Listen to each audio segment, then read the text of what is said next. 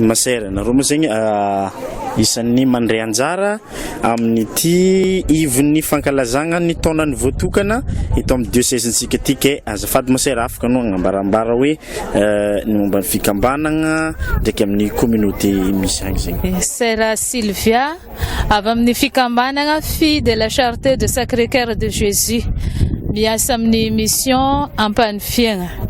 Fikambanagna Fille de la Charité de Sacré-Cœur de Jésus efa 10 taogno mahery no niasany teto amin'ny diocèse-n'Antsirana tao amin'ny mission Andapa.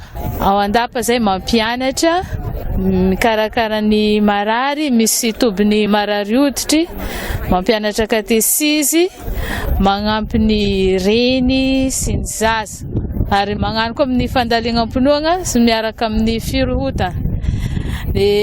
Ohatran'izay koa ataonay ao Ampanifiagna fagnabeazagna ny tanora sy ny fampianarana magnampy amin'izay asa ilaigny amin'ny fampielezagna ny vaovao mafaly zay ilaigny eo an-toerana.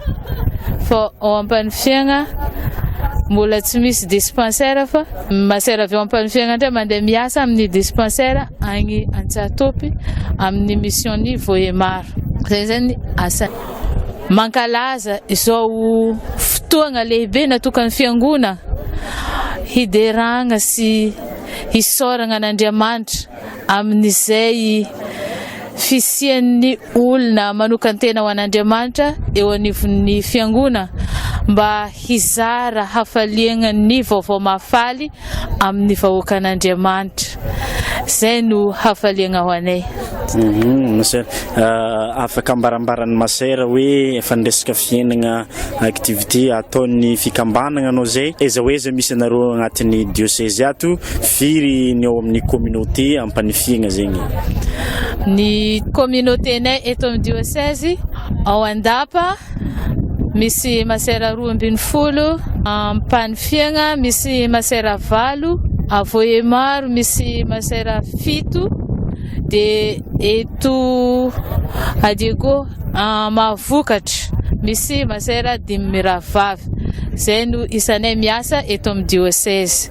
De any amin'ny diocèse-ny Antananarivo misy communauté 10, de amin'ny diocèse n'Antsirabe misy communauté anankiray. Zay no misy anay eto Madagasikara.